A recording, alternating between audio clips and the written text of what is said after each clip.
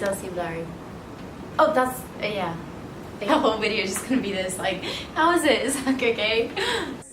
Sora? Are you really? Hey everyone, and welcome back to my channel. Today is no ordinary video as I am joined by animal activist JOEY CARBSTRONG, who has come all the way from Australia to be here with us in Hong Kong today. Thank you. So first things first, JOEY, how's your experience in Hong Kong been so far? I've actually really liked it here, eh? The activists are really motivated and they're very inspired and they've kept me busy, that's for sure. No doubt about it. Do you think that traveling has actually become a larger part of your life since becoming a vegan activist? I think recently in the last 5 to 6 months after the UK vegan campout, which was when I've become a full-time animal rights activist, I have been traveling a lot. People need my help elsewhere. And I love going and supporting activist groups, bringing numbers out there, creating awareness in different cities. And I get good footage and I put it up on my channel and it helps animals. So I go where the action is and where I can have the most impact. And if you guys don't know JOEY's story, then I will definitely link his channel in the description box below. Do you feel as though the reception to veganism is different in each of these countries and some are more receptive than others? I personally haven't noticed that myself, and from the 5 countries I've travelled to in different states, and I haven't noticed that. I notice a pretty similar conditioning wherever I go. Sometimes you get older people that are receptive to the message, sometimes you get younger people that are receptive to the message, sometimes you get younger people that are closed off. But I'd say as a general rule, the younger girls are a lot more receptive to the ethical message. I feel like they're more connected to their empathic side. Younger guys, yeah, they're pretty easier, but you know, there's no blanket rule for a country. I haven't noticed yet. That's been really hard for me. I mean, even when we do the Earthings experiences here, it's like one night you can have a really good engaging conversation, and then the next time you do it, it can be really bad. So yeah. I think it just depends really. Depends on many different factors and how open-minded someone is, and that's not, you know, dependent on age or culture. I don't usually think so, yeah. I actually reached out to a few of my followers and also to some fellow vegans on the Vegan Amino who had a lot of questions to ask you. So let's just dive right on ahead and yeah, get to that. Awesome. Do you have a favorite tattoo? And if you do, what is it and what meaning does it have? I've got one on my stomach, which is an old gang tattoo. And I've actually got one on the back of my neck, which was also an old gang tattoo, and it says animal in Chinese, and that's such a coincidence. It is a coincidence, which is why I got total liberation around the animal, so it says total animal liberation now. That would probably be my favourite tattoo because I got this vegan one on the side of my neck, either or either, but yeah. Basically anything that has the vegan message. So one of the biggest misconceptions about vegans and veganism in general is that we just eat leaves and plants. But as you and I both, and sticks. But as you and I both know, that's very far from the truth. And you know, there are so many alternatives now, like vegan ice cream, just tons of vegan junk food. So people want to know what your favorite go-to vegan junk food is, if you had to pick one. Probably something like cake or something. That's mine. Yeah, brownies are mine. Yeah, like some type of, you know, sweet dessert probably would be at the moment. But if you want burgers, cheese, anything, you can get it. You don't miss out on anything as a vegan. Yeah, exactly. You don't deprive yourself of anything. What is the biggest tip for someone who wants to pursue activism without trying to be pushy, and how do you feel when someone doesn't want to hear your end of the argument whatsoever? The biggest tip for wanting to reach someone without being pushy would be the method that I use, which is the Socratic method, which means asking questions, and that is the least invasive way to educate someone. You ask them leading questions. Do you think there's a humane way to kill an animal who doesn't want to die? Yeah, there is. Okay, what would that look like? Okay, you always lead each response with another question, and I feel like that gets them to engage. It's not intrusive. It's less argumentative. If you're just trying to pump information into someone, they can switch off pretty quickly. Obviously, if they're not going to engage in logical, just calm, rational discussion with you, then that's fine. You can probably just give them some information and say, see you later. I always carry cards on me. But, you know, if they don't want to hear it, then don't bang your head against the wall with people like that. I mean, obviously you need to have rational conversations with people to communicate with them, and if they don't want to communicate with you, then there's no real point. But I've found more often than not, the people that are the most angry are the most passionate. They're probably a lot closer than the ones who don't express any emotion whatsoever and don't care. People that care enough to leave silly comments, this and that, I think they're having some type of emotional response. It's kind of a defense mechanism. They're a lot closer than the ones who won't even engage at all and they just don't even bother, don't even care. Yeah, I find that really difficult. If someone's watching, say for example, Earthings, you know how we do the Earthings experience, and I ask them how they feel and they're just like, I don't care about what I'm seeing. I find that harder because it's not like they're even being defensive. It's like giving nothing to go with. And I would say, like, if you don't care about the sentient beings around you or anyone else's suffering, what do you care about? But someone actually had a question from Minnesota, where obviously hunting is a big part of their tradition and everyday life, and she's always looking for new ways to answer questions about this topic. So she wanted to know how you would approach someone who argues that it's okay to kill and eat their own meat. I would say that it's not okay. Just because you've killed an animal yourself does not make it moral. Like somehow, like independently murdering an animal against their will because you've done it with your own hands somehow makes it moral. I don't see how that is even a logical line of thinking. If we applied that logic to, you know, I walked into someone's house and just shot their pet dog and skinned their pet dog and ate their pet dog's body, we would say, what, that's immoral. Because we understand dogs are sentient, they feel pain, they want to live. I would say that hunting is so unnecessary these days. What do you need to hunt for? There's no biological requirement for meat. So there's literally, it's unnecessary to go out and shoot an innocent animal. Yeah, it's true. You know, so I think that they might be stuck in this hunter-gatherer program that's been indoctrinated into them or programmed into them. They think that they're hunter-gatherers, or, you know, that we don't have the convenience of, you know, plant-based foods at our fingertips nowadays. Supermarkets.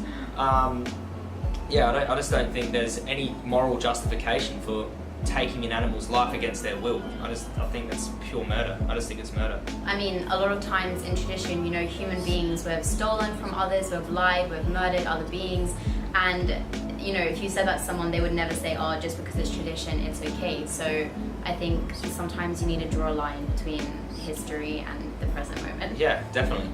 Agree. So, have you ever met someone very annoying that you actually secretly wish wouldn't go vegan because they would give veganism a bad reputation? No. There's no one I wouldn't want to go vegan. I want everyone to go vegan, and the thing is, if people point to other vegans and use that as an excuse not to go vegan, I think that that's I think that is a bad way to think. I'll explain why. Because it's not about other vegans. This movement isn't about vegans. So if you don't like a certain vegan, that doesn't mean you should want to condemn animals to slaughterhouses. Because it's not about the vegans, it's about the sentient beings that are being persecuted, that are being oppressed and being pushed into gas chambers, slaughterhouses on your behalf. So if you say, oh, that vegan was mean to me, that vegan there, they're rude, or that vegan there looks a little bit unhealthy, therefore I'm not going to go vegan, I think that, you know, it's not a logical line of thinking, and, you know, we need to look at it from the animal's perspective. So if a vegan pisses you off, but, you know, you just kind of like chickens, or you think that, you know, animals deserve moral value, then go with that. Go with the animals deserving moral value, not a vegan pissing you off. Even non-vegans, you know, you have so many different types of personalities, you can't just, you know, classify that as... You don't have to like everyone. We also understand, but we don't want people to be harmed unnecessarily. That's like animals. You don't have to like every animal. You might just like dogs or whatever, but you know, you might not think a chicken is fantastic either. But we can agree that birds, you know, don't deserve the treatment we give them for sandwiches. You know, we can agree on that animals don't deserve that treatment. Yeah, for sure. Yeah. Do you have any advice for any young people in particular who want to be more involved with activism, but don't yet know how? Watch my vegan activist speech. It's called Fearless Activism. It goes for 40 minutes and it covers all the bases in there. I would watch that first, and then from there I give you all the tips that you'll need. That's basically my handbook for everything that I've learned as an activist. Join your local Anonymous for the Voiceless or save movement, save group. If those types of activism don't resonate with you, then I would say utilise the skills that you already possess in the animal rights movement. So you might be really good at something, some skill that you have, typing, organising, finances, hairdressing. You could have cruelty-free products at your hairdresser and advocate veganism in there. There's many different ways you can spread a vegan message and be creative with it and utilise the skills you have. Don't be a public speaker if you can't do that. You know, if you're really good at public speaking, do that.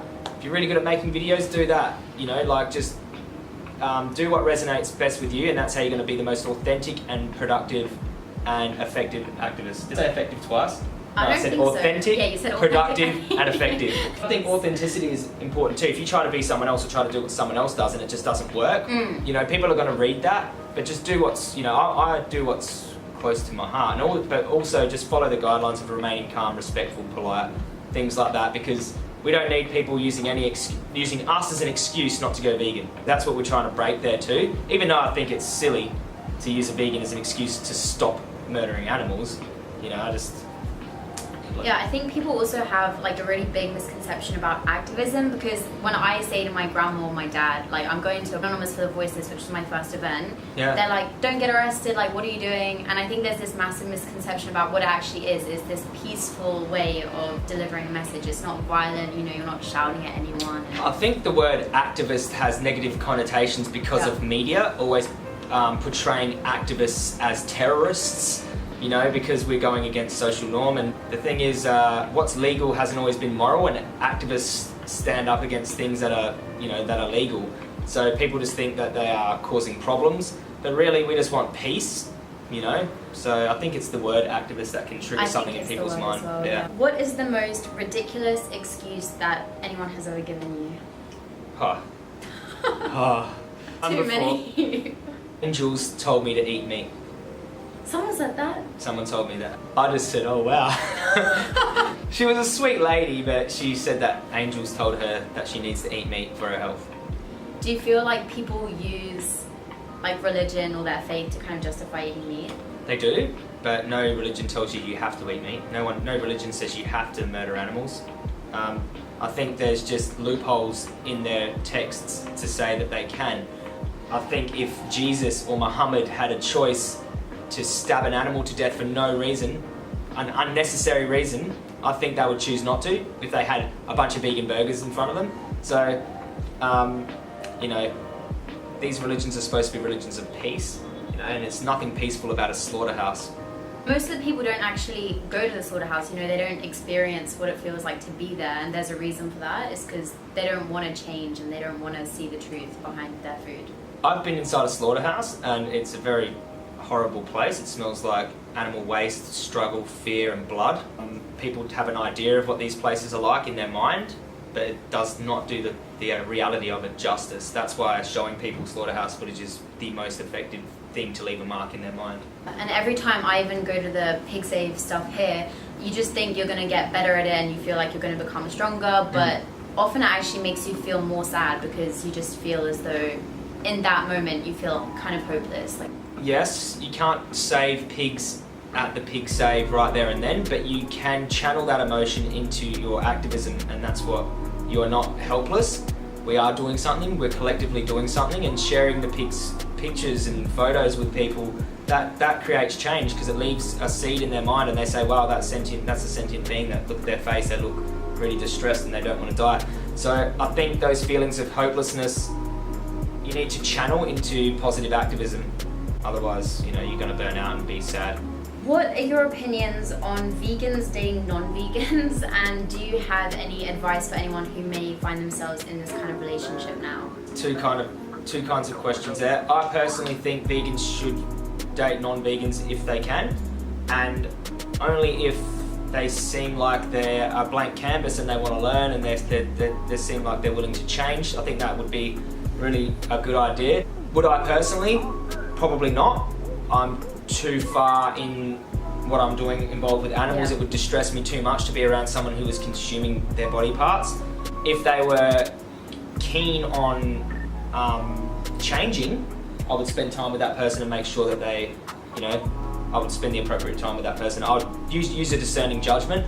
But for me, I'm an activist, So being with a non-vegan wouldn't be an option. I'd need to be together with an activist so our values align. I think your values must align. Yeah. And I think even a vegan with a vegan partner, but you want to be an activist, I think then your values have shifted then too. Yeah. Because you have a neutral vegan and a vegan activist who wants to get up and create change, and that can create problems too. Now if you're in a relationship where you're both non-vegan and one has decided to go vegan, then the other one won't, I think your values have just core values have just changed. Now spend the appropriate time you can educating this person, but I personally think you've just created disharmony in the relationship, and I don't think it's going to work. So you need to make that judgment call, and yeah. It's really difficult as well because sometimes you try really hard, right, to convince them to actually go vegan, and sometimes they just, no matter how good your relationship is, it just becomes such a big deciding factor. I think that's a massive core value.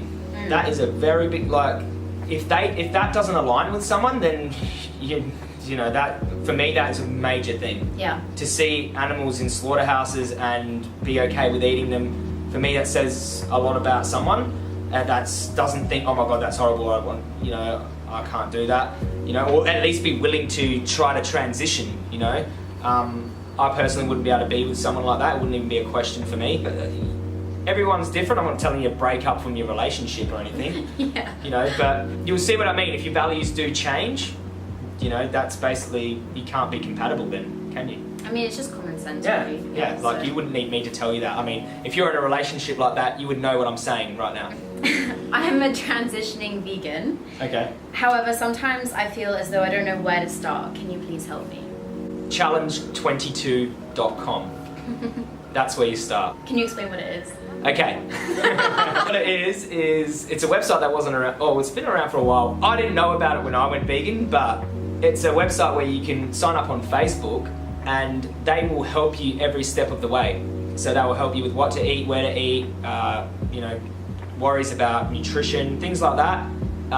There's mentors, and they will help you through 22 days. And when you finish that 22 days, hopefully you've got the skills then to go off on your own. Because that's why I always recommend Challenge 22, and that's where I would start.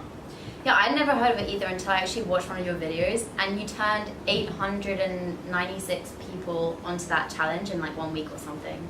Yeah, and then the next week was 400. Amazing resource, and it's going to keep getting bigger and bigger and bigger and bigger and bigger. But that would be a short answer for me. Mm-hmm. That's where to start. How do you feel about vegan startup companies being bought out by the meat industry? Is this helpful or necessary for veganism to create more exposure, or does it make the movement more volatile in their hands?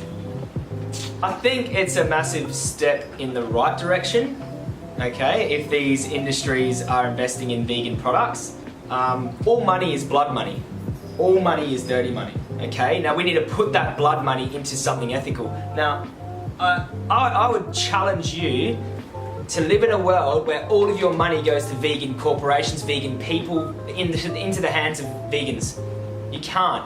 You cannot be consistent with this line of thinking, saying, I'm not going to buy vegan products from a non-vegan company. That's basically all you're saying. This non-vegan company has bought this vegan company, and they're selling vegan products, and the money is going to non-vegans, okay, that slaughter animals. But you cannot tell me that if you go catch a taxi and you give that taxi driver your $50, that taxi driver is going to go buy soy milk with it, okay? So this money is being transferred along the line. It's all blood money. All money is blood money. You cannot avoid it. And if you can be consistent, okay, consistent across the board, then I will start advocating, no, don't buy your products from this non-vegan, they're owned by this non-vegan company. But you can't. Veganism has to work within the confines of society, how it's structured, and we are in a non-vegan world. Okay, so the best thing we can do is buy vegan burgers, if they're selling vegan burgers at a non-vegan restaurant, buy the vegan burger. If a Ben & Jerry's, which is owned by Unilever, which test on animals, but Ben & Jerry's bring out vegan ice cream, okay, buy the vegan ice cream, or they'll take it off the market and make veganism harder for everyone. You want there to be vegan options for people? Vegan Ben & Jerry's? Mm-hmm. This is just more icing on the vegan cake for people to go vegan. Yeah. Vegan burgers at McDonald's? Some people don't care about health. They want vegan burger at the drive-thru when they're drunk on their vegan wine.